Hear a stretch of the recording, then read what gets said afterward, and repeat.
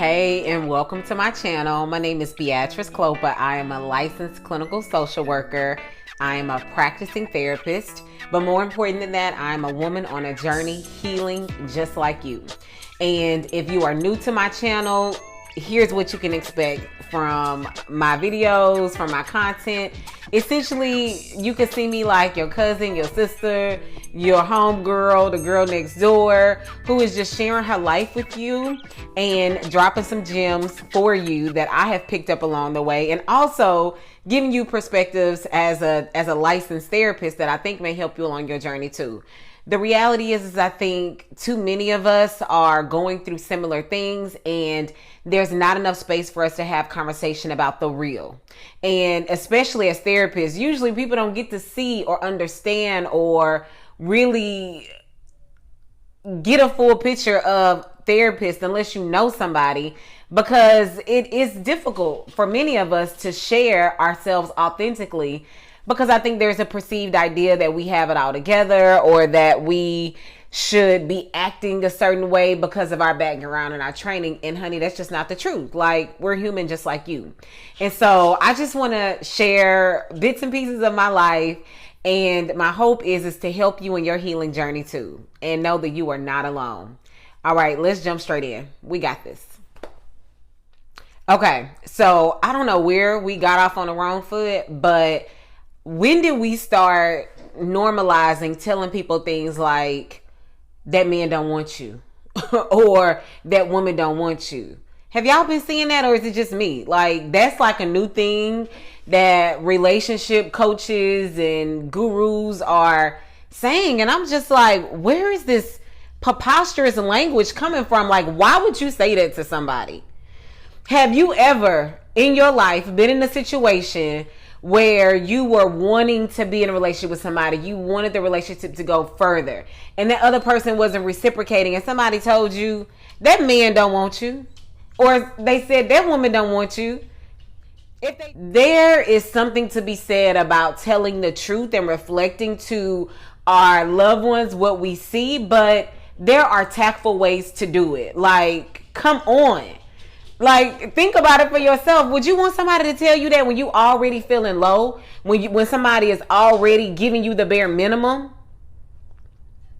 Like, think about that. Think about what you're saying before you say it to somebody. Like, let's be for real. So here's some suggestions on what you can say that's truthful, but also more sensitive to the emotions of somebody else who's already in a hard place. So one thing you can say is you can validate their worthiness. You can validate that they're good enough. You can reflect for them, what they deserve. And you can do that by saying you deserve somebody that's going to show up for you. You are worthy of somebody that is going to love you unconditionally. You deserve to be in a relationship where there is reciprocal love and effort. This is both for men and women, because men find themselves in situations just like women where they are pursuing a woman who is not as into them as they are into her. And I can really speak to that as a woman who, y'all, I was married for 8 years. I was married to somebody who played in my face, who did everything but say, I don't want you. Okay? And if somebody came to me in love and said, that man don't want you, that wouldn't have made me move on any sooner. People gonna move on when they ready to move on. They don't need your harsh truth to help them move on. Like, get your own business.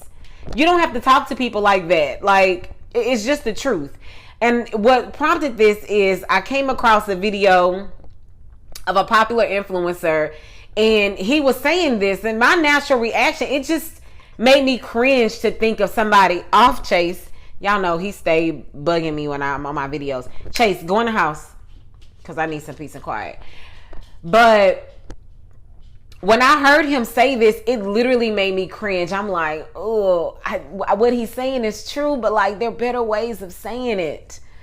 And that's like social media and stuff. Like, a lot of the things that people say are said, I guess, for clicks or whatever, or for that punch factor. But y'all, in real life, don't talk to people like that.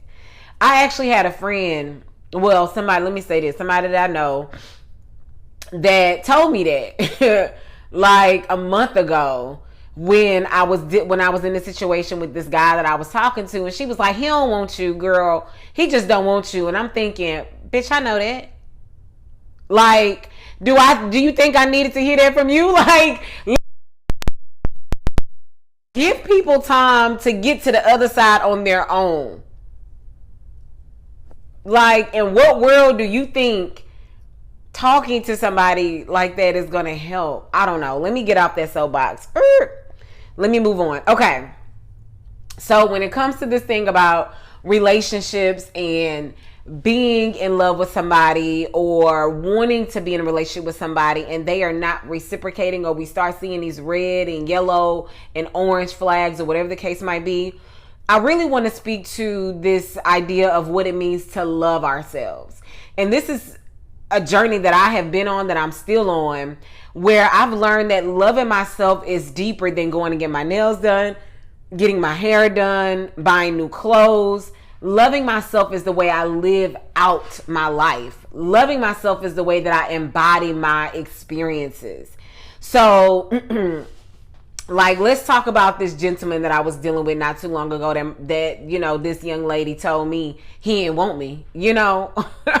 Like, which was true. It was true, you know. But when I got to that realization on my own, honey, I skedaddled and moved on. But the way that it looks like living out, at least for me, with loving myself, is honoring my intuition. Honoring what I know in the beginning. And that was the case with this gentleman. Actually, when he circled back into my life, I knew right off. After our first outing, I was like, he's a fuck boy. Excuse my French. He also has failure to launch. He has little to nothing going on for himself. Like, there's no equally yoking going on here. And I knew that. And at that time, I made a conscious decision. I told him, look, stop texting me. We can still be cool, but I don't need you texting me every day. And if we see each other out, like, we can speak. But like, in terms of communicating every day, that's not necessary. And I just set a boundary. Like, I didn't want that. And for me personally, I'm gonna tell y'all the reason why I did that is because he fine. And I felt like if I allowed him to stay in my life, I would have eventually gotten weak, right? And possibly find myself in a situationship. And I didn't want that with him. He's somebody that I feel like I would have been stuck with for years. Y'all know what I'm talking about. Everybody that been there. And so I was so proud of myself. I'm like, Beatrice, you're doing so good.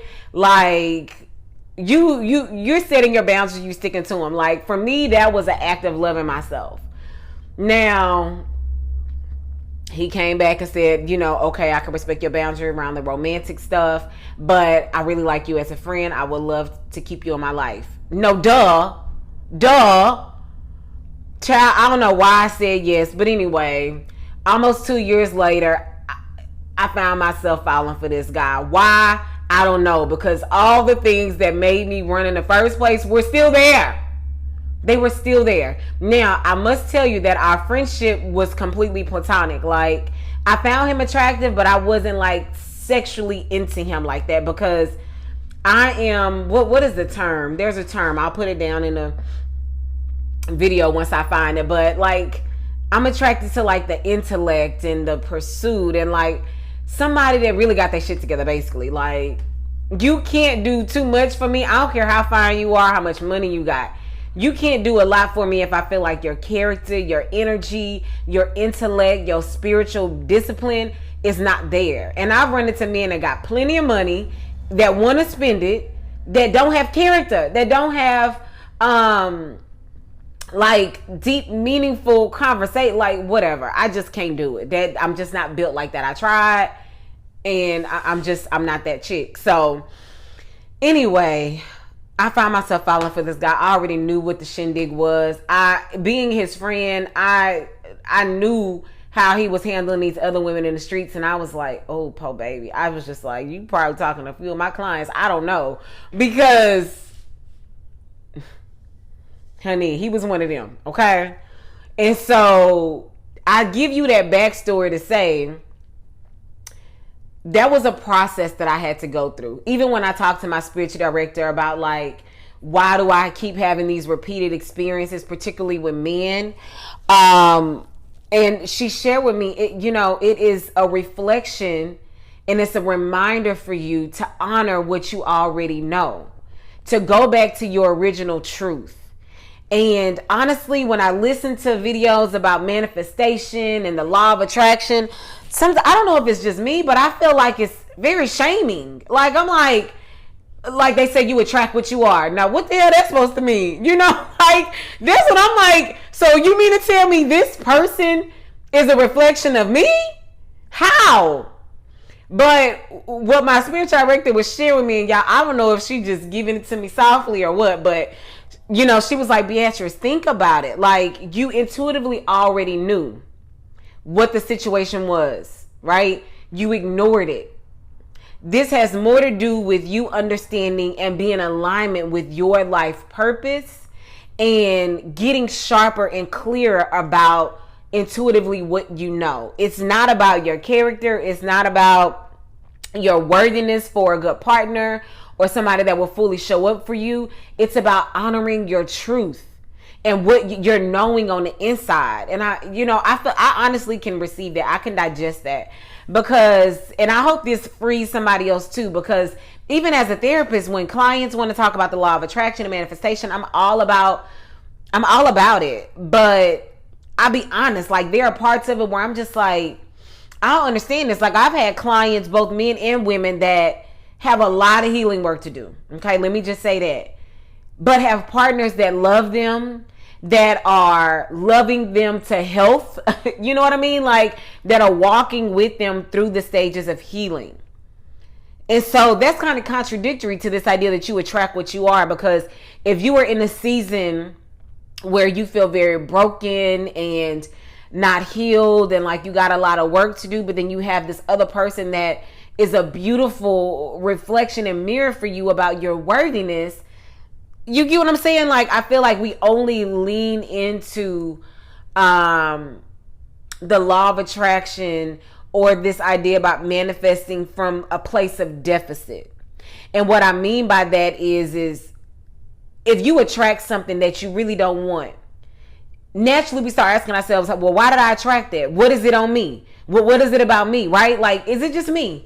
Is it just me? Like, I've been needing somebody to explain that to me, and I thank God for Tia, because, baby, I would have been spiraling out of control without having the space to really be able to process that. Like, ask yourself, what is this situation coming to teach me about myself? What is here for me to learn?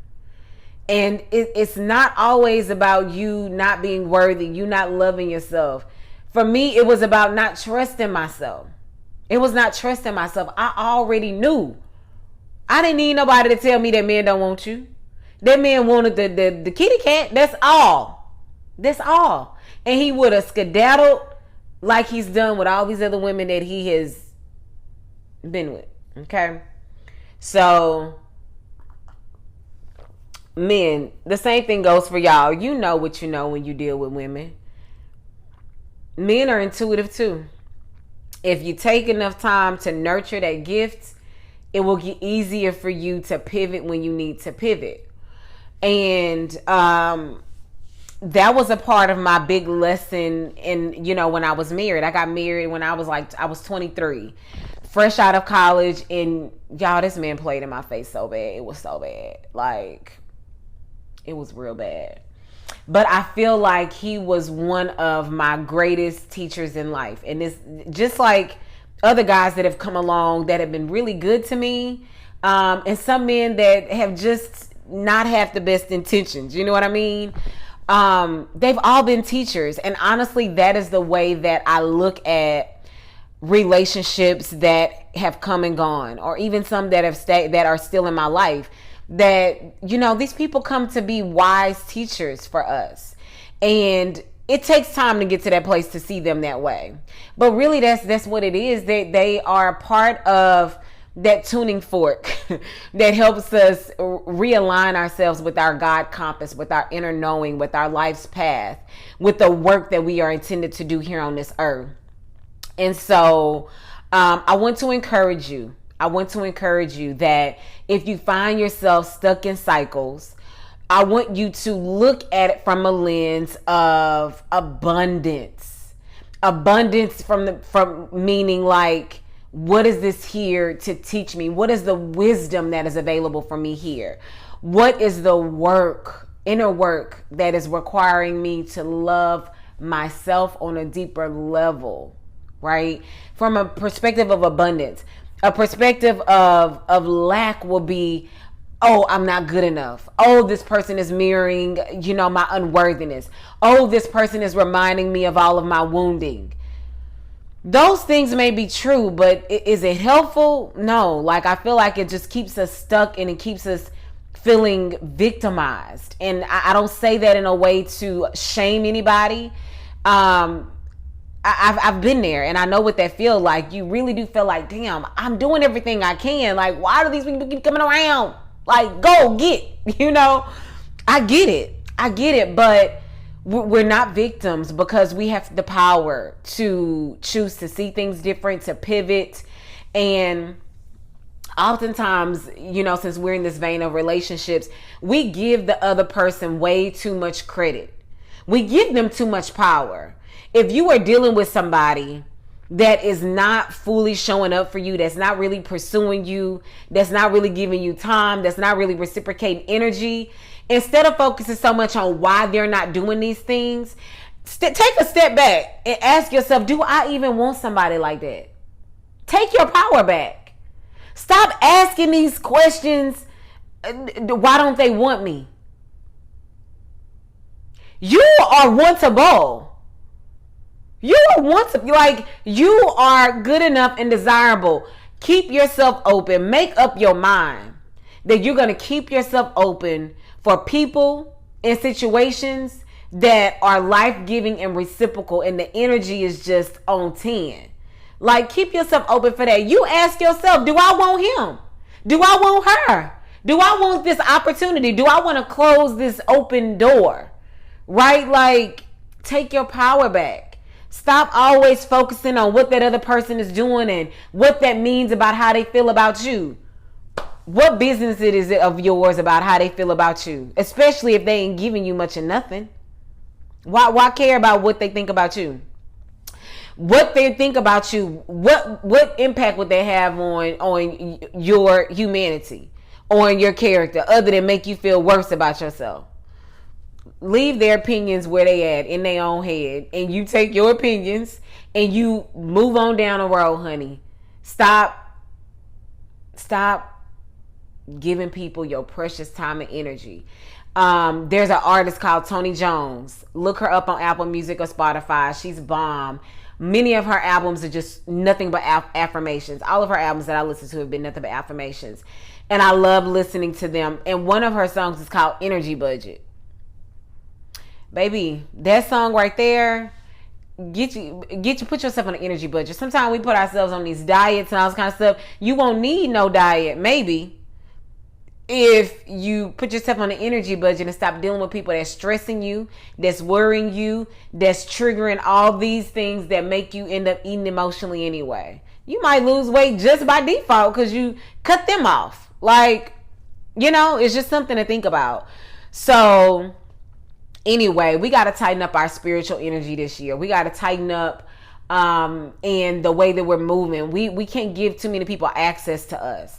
And honestly, if you are a person that really has a good heart, you are open, you are loving, you are giving, there are just some people, I hate to say it, there are just some people that when they see that, they are going to leech off of you. They will. And listen to your nudges. And y'all know them Instagram reels where they be walking backwards. Baby, walk backwards too. You start walking backwards, and you don't have to give people explanations all the time about why you walking backwards. Some people don't deserve no fucking explanation. They don't. And here's why I say that. I have always been a girl that wants to have conversation, that wants to talk it out, that wants to be on the same page. And I realized everybody ain't trying to hear what you got to say. Everybody really don't care about what you're thinking or how you feel. My ex-husband taught me that. I told you he was one of my wise teachers. I would be like, well, we need to have a conversation about this. And he'd be like, you always want to have a conversation about something. Everything don't require a conversation. That's literally what he would tell me. And now when I look back, I'm like, damn, he really didn't care. He didn't care to have a conversation. Now, I can say that now after I'm way past it, right? Like, I've been divorced, I think 4 years now. I'll be losing count. But I can say that and laugh now. At the time, don't tell me that, man. Don't tell me that. That's my husband. Like, that was my mindset, right? But now I can look back and be like, wow, he was telling me without telling me. I mean, maybe he was telling me, but anyway, he was a wise teacher. He was a wise teacher. And it's true. Some people really don't care to process how you feel about things. They don't. They don't. So why keep giving them that opportunity and that energy? All you doing is spinning your own wheels. That's like you being, imagine yourself sitting on a bike, spinning your wheels in mud, and everybody else on dry land. It's not cute. Okay. So let's honor ourselves first. Sometimes we be wanting people to honor us. We be wanting people to be faithful to us when we not doing that for ourselves. Yeah. We be wanting people to love us, to show up for us, to not betray us when we betraying ourselves. Yeah. That's a truth that I had to come to for myself too. And one of my wise teachers, again, when I first, we were friends in college, but I remember even being friends, my energy never felt right about him fully. Y'all, I was so disconnected from my body and from my intuition. It's unreal. I was connected because I was getting all the clues, all the signals, but I just would not listen. You talk about a hard head. I had to learn, and I rationalized and used religiosity and all these things to help me justify my decisions and my behavior and sticking in it as long as I did. I'm not going to judge nobody else to the best of my ability. I ain't perfect, but I do my best not to judge other people's process when they in relationships, particularly when they married or dealing with somebody that ain't doing right by them. Because I understand now that, there's a deep healing work that God doing in that woman or that man. I've had male clients that, it's just so obvious to me that their wives are cheating on them, and they just be clueless. And for me to just say your wife is cheating on you, there have been times where I've gotten to that point and I said that, but you gotta really pick your poison on that. You gotta be careful with who you tell that to, because everybody not ready. Everybody not ready for that. And even if you tell them, baby, don't have no expectation that they're gonna do something with it, because sometimes people not ready to do nothing with what you know. Sometimes people already know, maybe. Intuitively, they may not have any proof, but intuitively they may know, and it might be safer and easier for them to remain in denial. Don't take that from them. Don't. It's not helpful. I know you think it's cute, and I know you believe that you somebody that's just giving them the truth and telling them like it is, but it's not helpful. Because if the shoe was on the other foot, you might think in theory that, I want somebody to do that, but no. Pick and choose your battles. Use wisdom when you're dealing with people, and as you go along your own journey. Okay. I think that is all I got to say today. I hope this is helpful to you. I hope that you know and you feel deeply that you are not alone. I see you. You got this. Trust your journey. Be patient with yourself, and know that things are going to work out for you. It might be rough right now. You might be on a high right now. I don't know where you are in your life right now, but I want you to know that it's going to work out for you. I want you to keep putting one foot in front of the other, even if it's hard. And on those days when it's too hard to do that, baby, just lay down. It's okay. Take a nap. Call in. That job is still going to be there. Just do nothing for a while. Do nothing. It's a time for us to allow ourselves to sit in our sorrow. Even the Bible tells us there's an appointed time for mourning. There's a certain number of days that you should give yourself to mourn, to grieve what you don't have, what you want, what you lost. Let yourself feel it all. It's okay. You will live through it. You will come out on the other side. Y'all, why I'm rocking like I'm an old lady in church, I don't know. I be rocking sometimes, but I want you to know that all of this is coming from a place of love. I want you to know that I support you and that I want you to be well. And yeah, that's all for today, y'all. I want you to like, comment, hit that subscribe button. You want to keep up with all these deets. You want to know what's going on. And trust me, you keep following, your healing journey is going to level up. Okay. Please share. If you know somebody that can benefit from this video, share it with them. Sharing is caring. And I'll see y'all next time. All right. Take it easy. Mwah.